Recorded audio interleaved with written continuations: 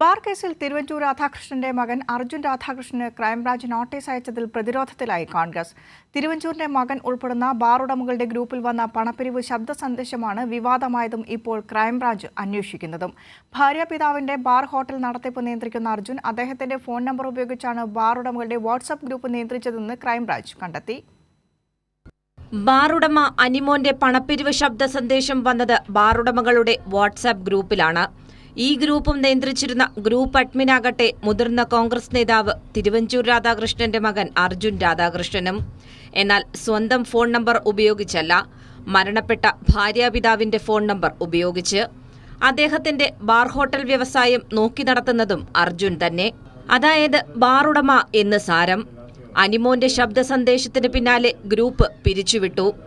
നിലവിൽ ഈ വിവരങ്ങളുടെ അടിസ്ഥാനത്തിലാണ് ക്രൈംബ്രാഞ്ച് അർജുന് നോട്ടീസ് അയച്ചത്. ഇപ്പോൾ ശരിക്കും വെട്ടിലായത് കോൺഗ്രസാണ്. ശബ്ദ സന്ദേശം വിവാദമാക്കിയ പ്രതിപക്ഷത്തിന്റെ കരുത്തനായ തിരുവഞ്ചൂരിന്റെ മകനിലേക്ക് ക്രൈംബ്രാഞ്ച് എത്തുമ്പോൾ മന്ത്രി MP രാജേഷ് പറഞ്ഞ ഗൂഢാലോചനയുടെ വ്യാപ്തിയും വർദ്ധിക്കുന്നു. സർക്കാരിന് നൽകാൻ പണപ്പിരിവ് ബാറുടമകൾ നടത്തിയിരുന്നുവെങ്കിൽ ഒരു കോൺഗ്രസ് പ്രവർത്തകൻ കൂടിയായ അർജുൻ രാധാകൃഷ്ണനിലൂടെ കോൺഗ്രസ് നേതൃത്വം ഇത് നേരത്തെ അറിയേണ്ടതല്ലേ എന്ന ചോദ്യവും ബാക്കിയാകുന്നു.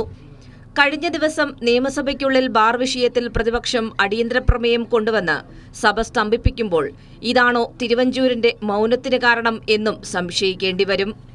സഭയ്ക്കകത്തും പുറത്തും ബാർ വിഷയത്തിൽ കോൺഗ്രസ് പ്രതിഷേധിക്കുന്ന ഘട്ടത്തിലെ ഈ നോട്ടീസ് അക്ഷരാർത്ഥത്തിൽ കോൺഗ്രസിനെ തന്നെയാണ് പ്രതിരോധത്തിലാക്കിയത്. കൈരളി ന്യൂസ്, തിരുവനന്തപുരം.